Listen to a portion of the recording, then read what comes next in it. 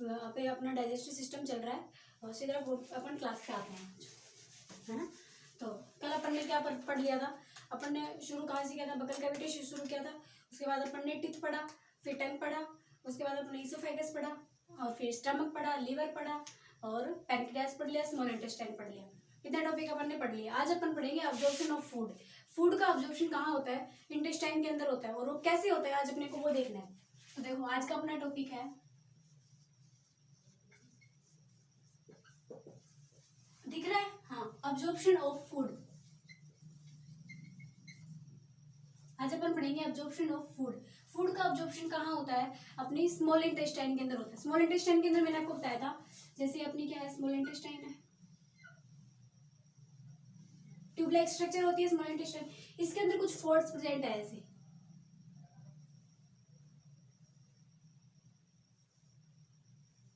ऐसे fold present है। इनके ऊपर भी कुछ और फोल्ड प्रेजेंट है ऐसे। जैसे देखो इनको अपन ने मैंने लार्ज स्ट्रक्चर बताया था इसका एक, कि ये फोल्ड जो है ये कैसे हैं, ऐसे फोल्ड प्रेजेंट है इसके अंदर, है ना। इसको, इस पार्ट को बोला था अपन ने, ये वाला जो आप देख रहे हो, है ना, इसका नाम था प्लाइका सर्क्युलेरिस। इसका क्या नाम था, प्लाइका सर्क्युलेरिस, इसको बोलते हैं प्लाइका सर्क्युलेरिस। इसके ऊपर कुछ फोल्डेड स्ट्रक्चर लगी हुई है ऐसे,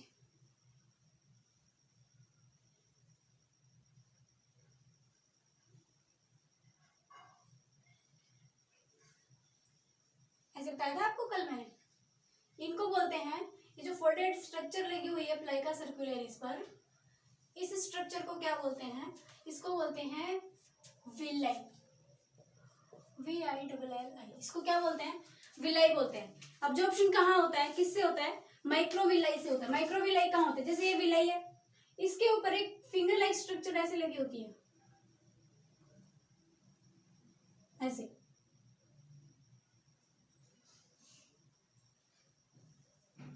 सब पे लगी होती है ऐसे,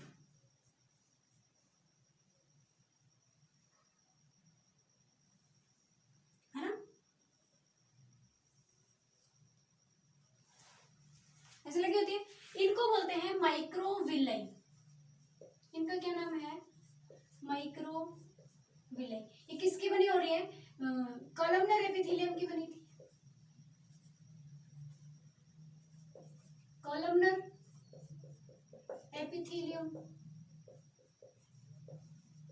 कॉलमनर एपिथेलियम की बनी हुई थी, ठीक है। इनसे अब्जॉर्प्शन होते हैं। मेनली अब्जॉर्प्शन कहाँ से होता है, यहाँ से होता है, और फिर कहाँ जाता है, विलाई के अंदर जाता है, और यहाँ से इंटेस्टाइन के अंदर आ जाता है, ठीक है। इतनी बात अपनी हो गई थी कल वाले टॉपिक में। अब देखो आज अपन को देखना है, जैसे ये है, और डाइजेस्टेड फूड कहाँ प्रेजेंट है, ये कौन सी लेयर है इसकी, ये किसमें प्रेजेंट है, ये इसकी म्यूकोजा के अंदर प्रेजेंट है। ये कौन से कहाँ प्रेजेंट है, इसकी म्यूकोजा, MU, म्यूकोजा की लेयर के अंदर ये प्रेजेंट है, सारे फोल्ड्स जो हैं। और इसके यहाँ पे क्या है, डाइजेस्टेड फूड यहाँ प्रेजेंट है, डाइजेस्टेड फूड है ये, है ना। यहाँ से अब्जॉर्प्शन होता है, प्रोजेक्शंस के, यहाँ इधर भी प्रोजेक्शंस होते हैं ऐसे, इन प्रोजेक्शन से फूड यहाँ पे, फिर यहाँ से यहाँ, ऐसे जाता है, ठीक है। अब इसके स्ट्रक्चर अपन लार्ज बना लेते हैं कि ये कैसे होता है, ठीक है। तो देखो एक बार,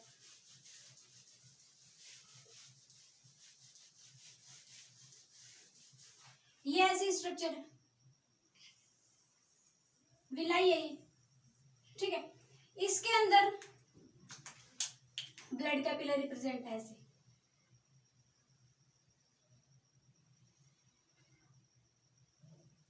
ये क्या है, ब्लड कैपिलरी है, ठीक है। और इसके अंदर एक, और इसके मिडल में एक और लाइन प्रेजेंट है, इसको लैक्टियल बोलते हैं, और यहाँ से ब्लड कैपिलरीज जा रही है ना, ऐसे ऐसी स्ट्रक्चर है ये, देखो। अब इसके, ये स्ट्रक्चर है, इसके ऊपर लगे हुए हैं वो प्रोजेक्शंस,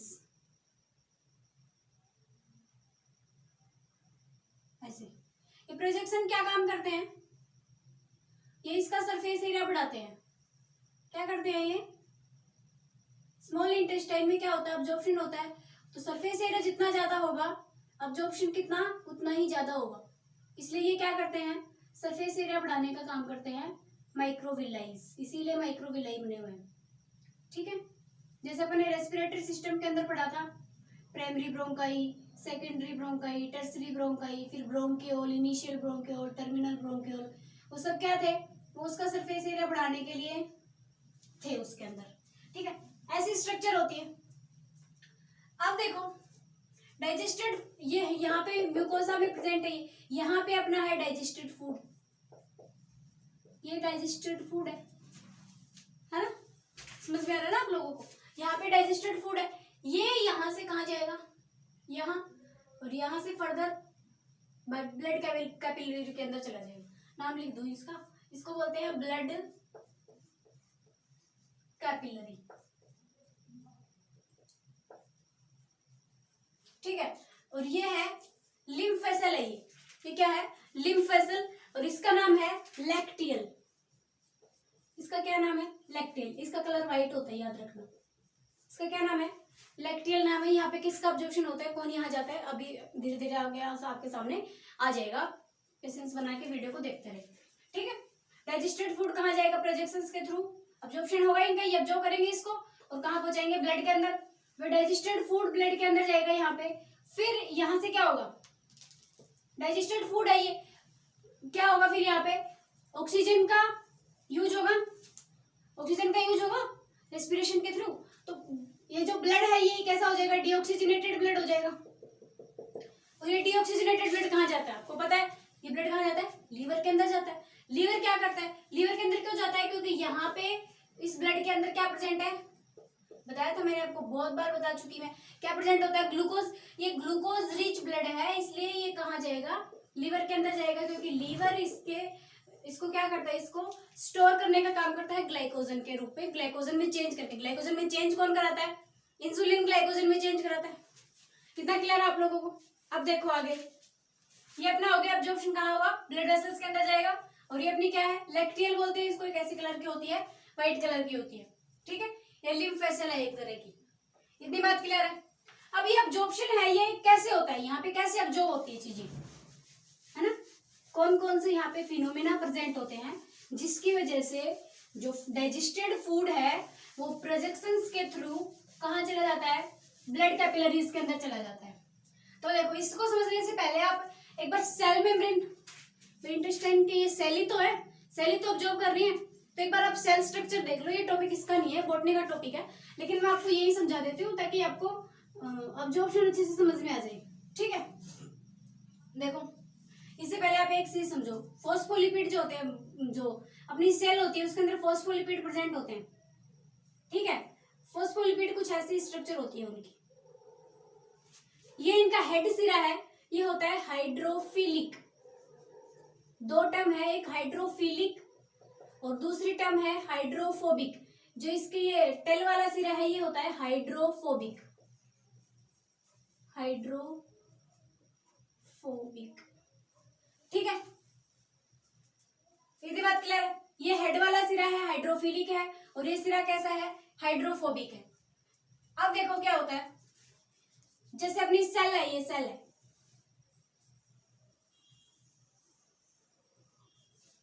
ठीक है, इस सेल के ये जो फॉस्फोलिपिड है ये सेल पे यहाँ प्रेजेंट होते हैं, यहाँ अरेंज होते हैं सेल पे ऐसे।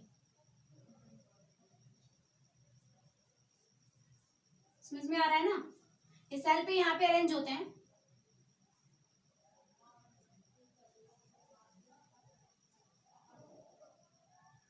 ठीक है, यहाँ देखो सेल के बाहर जो फ्लूइड प्रेजेंट होता है ना, उसको बोलते हैं इंटेस्टिशियल फ्लूइड। इंटेस्टिशियल फ्लूइड जो सेल के बाहर, कॉमन सी बात है, सेल के बाहर जो फ्लूइड प्रेजेंट है उसको बोलेंगे इंटेस्टिशियल फ्लूइड, और सेल के अंदर जो फ्लूइड प्रेजेंट है उसको बोलेंगे साइटोप्लाज्मिक फ्लूइड। उसको क्या बोलेंगे? Cytoplasmic fluid.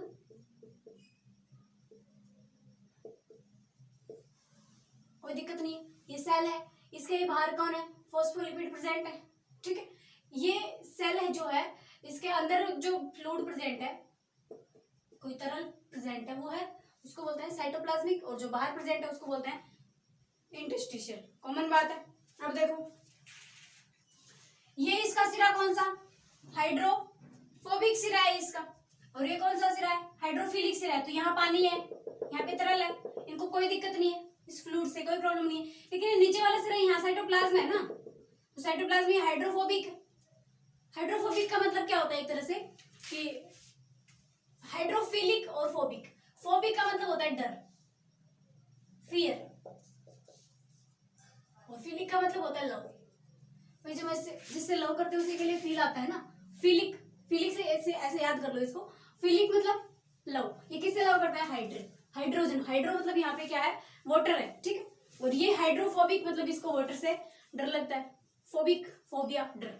ठीक है, इसको इसे याद कर लो, लव करते हैं उसी के लिए फीलिंग आती है। ठीक, क्लियर। आगे चलो, ये क्या है, साइटोप्लाज्मिक फ्लूइड प्रेजेंट है इसके अंदर। ये है क्या है, इंटरस्टिशियल फ्लूइड है।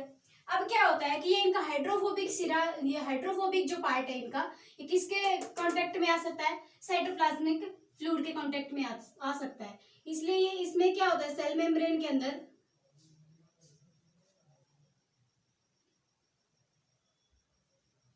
ये जो फॉस्फोलिपिड है ये ऐसे अरेंज होते हैं। इनका हाइड्रोफोबिक सिरा साइटोप्लाज्मा की तरफ होता है, और ऊपर की तरफ इनके कौन सा सिरा होता है, इनका हाइड्रोफिलिक। ये ऐसे अरेंज होते हैं। ठीक है, खिचड़ी तो नहीं पकी ना, समझ में आ गया। अब देखो क्या होता है, इनके बीच बीच में कुछ प्रोटीन्स भी प्रेजेंट होते हैं ऐसे। इस सेल का स्ट्रक्चर मैं आपको इसलिए बता रही हूं ताकि आपको ये जो अब्जॉर्प्शन है ये अच्छे से समझ में आ जाए। इनके बीच बीच में क्या है, कुछ प्रोटीन्स प्रेजेंट है ऐसे।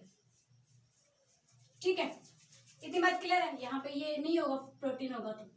ठीक है, इतनी बात क्लियर है आप लोगों को। ये इसको बोलते हैं सेल मेम्ब्रेन। ये क्या बन गई अपनी, सेल मेम्ब्रेन बन गई है। ये क्या है, सेल मेम्ब्रेन। सेल मेम्ब्रेन के कौन कौन से कंपोनेंट हो गए, फॉस्फोलिपिड हो गए अपने, और प्रोटीन हो गए। इसके अंदर साइटोप्लाज्मिक फ्लूइड और बाहर इंटरस्टिशियल फ्लूइड। जब बॉटनी के अंदर आप सेल पढ़ोगे तो उसके अंदर आएगा, ये आपको डिटेल में आएगा वहां पे। यहाँ पे मैं आपको सिर्फ इतना समझा रही हूँ कि अब्जॉर्प्शन के लिए इसकी हेल्प, ये समझ में आएगा तभी तो पता चलेगा ना अब्जॉर्प्शन कैसे हो रहा है। ठीक है, अब देखो इतना क्लियर है आप लोगों को, ये साइटोप्लाज्म हो गया। अब देखो एक होता है एक्टिव ट्रांसपोर्ट, एक क्या होता है, एक्टिव ट्रांसपोर्ट, और एक होता है पैसिव ट्रांसपोर्ट। पैसिव ट्रांसपोर्ट, ठीक है। एक होता है एक्टिव ट्रांसपोर्ट में क्या होता है, एटीपी यूज होती है, एटीपी यूज है ना। और पैसिव ट्रांसपोर्ट के अंदर क्या होता है, विदाउट एटीपी। कोई भी चीज का ट्रांसपोर्टेशन है, यहां से मान लो ये कोई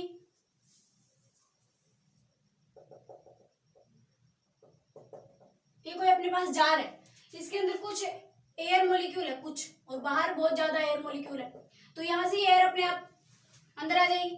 भाई हाई कंसंट्रेशन से लो कंसंट्रेशन की तरफ जाती है, एयर्स वगैरह जो भी प्रेजेंट होता है, हाई से लो की तरफ जाता है, तो ये यहाँ से अपने आप हो गया। तो ये क्या हो गया, पैसिव, अपने को कोई अपने यहाँ पे कोई भी एनर्जी यूज नहीं करी है। लेकिन कई बार क्या होता है कि ये अपने पास जा रहा है, यहाँ पे ऑलरेडी बहुत सारे मॉलिक्यूल्स प्रेजेंट है, लेकिन हम जबरदस्ती कुछ मॉलिक्यूल्स और अंदर घुसा रहे हैं, तो इसको बोलते हैं एक्टिव ट्रांसपोर्ट। एक्टिव ट्रांसपोर्ट के अंदर क्या होता है, हमें भाई जबरदस्ती किसी चीज को अंदर घुसेंगे तो हमें तो क्या लगाना पड़ेगा, ताकत लगानी पड़ेगी ना। तो उसके लिए क्या करेंगे, इसको क्या बोलते हैं, एटीपी यूज होगी, एनर्जी की जरूरत होगी, तो उसको बोलते हैं एक्टिव ट्रांसपोर्ट। ये बात मैंने आपको पहले भी बताई है रेस्पिरेटरी सिस्टम के अंदर। ठीक है, इतना समझ में आ गया आपको। ये पैसिव ट्रांसपोर्ट है ना, ये फिर से दो टाइप का होता है, एक होता है simple diffusion,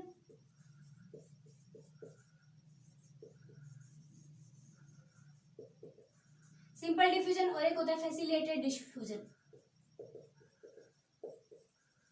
facilitated diffusion. Active का तो कोई चक्कर ही नहीं है, एनर्जी यूज करो, एटीपी यूज करो, और किसी भी चीज को साइटोप्लाज्म के अंदर एंटर करा दो। ठीक है, पैसिव के अंदर कैसी कितनी प्रोसेस है, पैसिव कितने टाइप का हो गया, दो टाइप का, एक हो गया सिंपल डिफ्यूजन और एक हो गया फैसिलिटेटेड डिफ्यूजन, सिंपल सी बात है, जो सिंपल डिफ्यूजन है ना वो कहाँ से, ये भी आप मान लो डाइजेस्टेड फूड है तो यही यहाँ अंदर एंटर करेगा, ये किसके थ्रू एंटर करेगा, इस फॉस्फोलिपिड के थ्रू एंटर करेगा। फॉस्फोलिपिड के थ्रू एंटर कर रहा है तो सिंपल डिफ्यूजन, और अगर ये प्रोटीन के थ्रू हम एंटर करा रहे हैं, अगर हम एंटर कराने के लिए प्रोटीन का यूज कर रहे हैं तो ये कैसा हो गया, फैसिलिटेटेड डिफ्यूजन। और एक्टिव के अंदर क्या होते हैं, पंप यूज करते हैं हम, पंप भाई किसी भी चीज को, हेड पंप है, जैसे हेड पंप का यूज कब करते हैं, जब पानी हमें खींचना हो, है ना। ऐसे ही यहाँ पे क्या करेंगे, ये पंप का यूज करेंगे, और पंप क्या करते हैं, चीज को, जो भी डाइजेस्टेड फूड है उसको क्या करेंगे, अब्जॉर्ब करने का काम करेंगे। तो पंप जो है उसको काम करने के लिए किसकी जरूरत होती है, एटीपी की जरूरत होती है। अपना हेड पंप उसको चलाने के लिए हमें एनर्जी लगानी पड़ती है कि नहीं लगानी पड़ती, यदि बात समझ में आई। आगे चले, एक्टिव और पैसिव ट्रांसपोर्ट हो गया। अब आपके समझ में आ जाएगा कि जो अब्जॉर्प्शन होता है ना वो कैसे होता है। देखो बहुत छोटा सा टॉपिक है और अब आपको अच्छे से समझ में आ जाएगा, इसलिए मैंने आपको बॉटनी का टॉपिक यहाँ पढ़ा दिया। ये मत सोचना कि बॉटनी भी बीच में घुसा रही है मैडम, तो पता नहीं क्या ही कर रही है। देखो अपने पास अब्जॉर्प्शन ऑफ फूड देख लो, अब्जॉर्प्शन ऑफ फूड,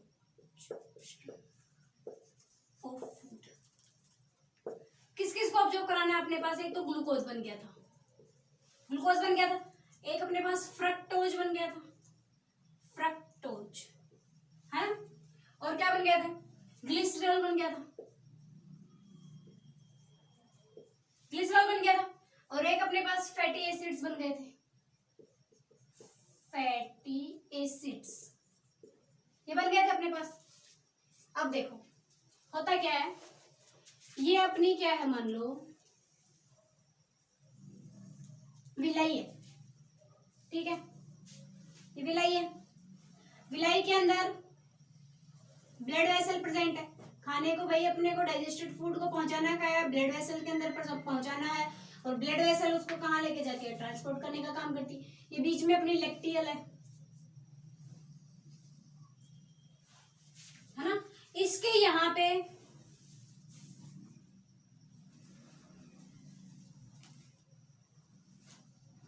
ये लगे हुए हैं,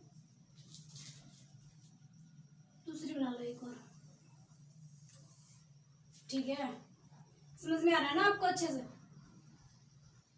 नहीं आए कमेंट में बता देना मुझे, समझ में नहीं आया मैडम क्या बता दिया आपने, फिर से बताना जरा, तो मैं आपको दोबारा से पढ़ा दूंगी यही टॉपिक, डोंट वरी, ठीक है। ये लैक्टियल है, ये ब्लड कैपिलरी है, और ये इंटेस्टाइन की एक्सटर्नल वॉल है, ये इस पे प्रोजेक्शन लगी हुई है, माइक्रोविलाई लगी हुई है, ये माइक्रोविलाई यहाँ भी तो लगी होगी ना,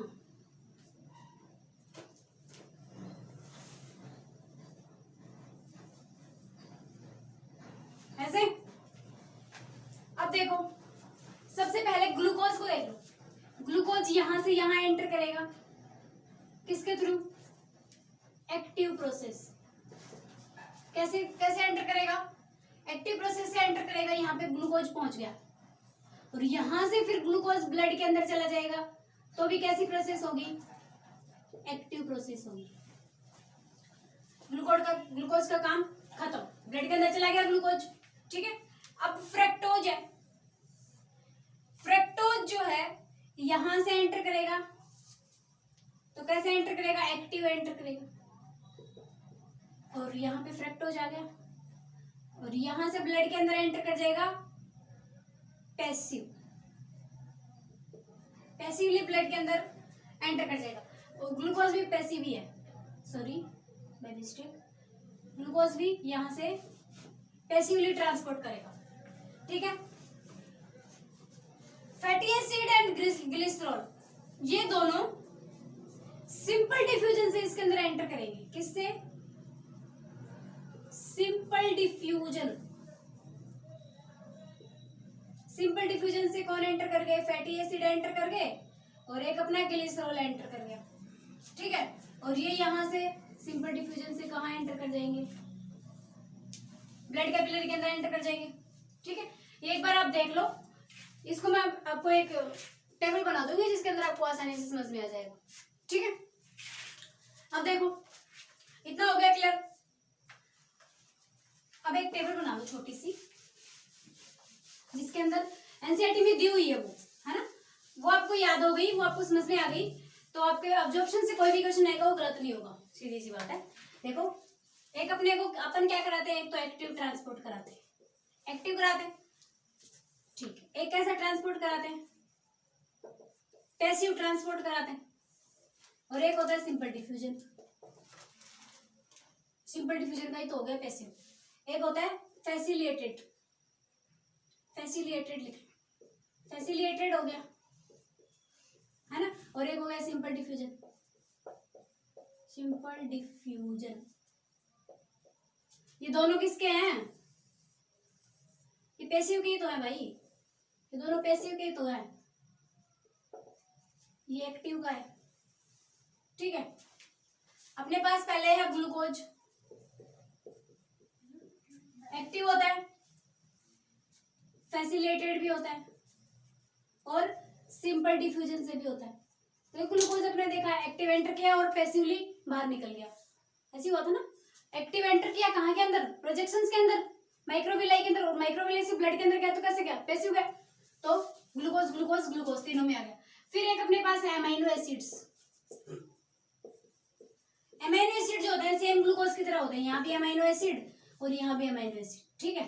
उसमें मैंने आपको नहीं बताया, वही बात है, यहाँ देख लो, जैसे ग्लूकोज का ट्रांसपोर्टेशन हुआ था वैसे ही अमीनो एसिड्स का होगा, ठीक है।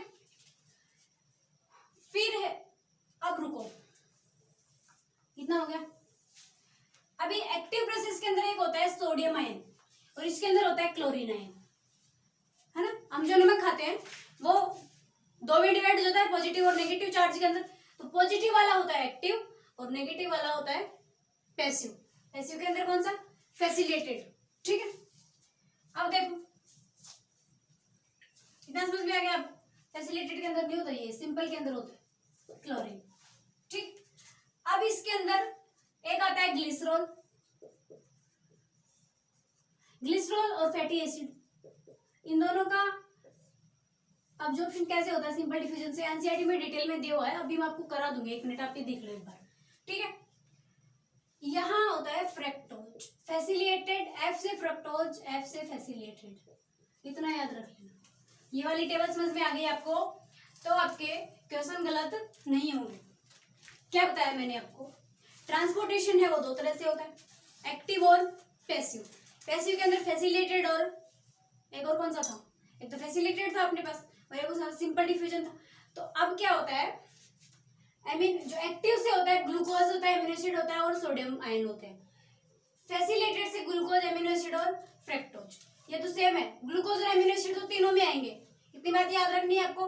फैसिलिटेटेड एफ से फैसिलिटेटेड, एफ से फ्रक्टोज, ऐसे याद हो जाएगा। सिंपल डिफ्यूजन के अंदर ग्लिसरॉल और फैटी एसिड और एक होता है क्लोरीन आयन, और एक्टिव के अंदर एक होता है सोडियम आयन, ठीक है। इतना क्लियर है आपको। अब फैटी एसिड और ग्लिसरॉल का देख लो, इनका डिफ्यूजन जो है वो कैसे होता है, ठीक है। फिर आज की क्लास खत्म, ठीक है। देखो फैटी एसिड, ठीक, ये फैटी एसिड है, ये अपना ग्लिसरीन है, जीएल लिख दूं। अब होता क्या है, यहाँ पे वही प्रोजेक्शन है, ठीक है, और यहाँ पे अपनी माइक्रोविलाई है, ये ब्लड वेसल है, ठीक है, और ये अपनी लैक्टियल है, ठीक। अब क्या होता है, ये क्या होते हैं, हाइड्रोफोबिक होते हैं ये फैटी एसिड्स, और ये सभी क्या होते हैं, ये हाइड्रोफोबिक होते हैं। तो इनको वाटर से क्या लगता है, डर लगता है, तो ये अंदर एंटर नहीं कर पाते आसानी से। तो क्या होगा, इनका इमल्सिफिकेशन किसने किया था, बाइल ने किया था, बाइल साल्ट्स ने इसका इमल्सिफिकेशन किया था। तो इनको अब्जॉर्ब कराने में भी कौन हेल्प करेंगे, बाइल साल्ट्स हेल्प करेंगे। बाइल साल्ट्स की स्ट्रक्चर कुछ ऐसी होती है, इनका भी ये सिरा होता है हाइड्रोफिलिक, है ना, और ये होता है हाइड्रोफोबिक,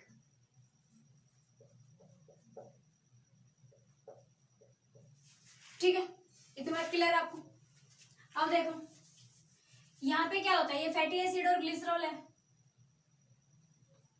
इनके पास ये आएंगे बाइल साल्ट्स आएंगे और इनको चारों तरफ से क्या कर लेंगे, इनको कवर कर लेंगे ऐसे।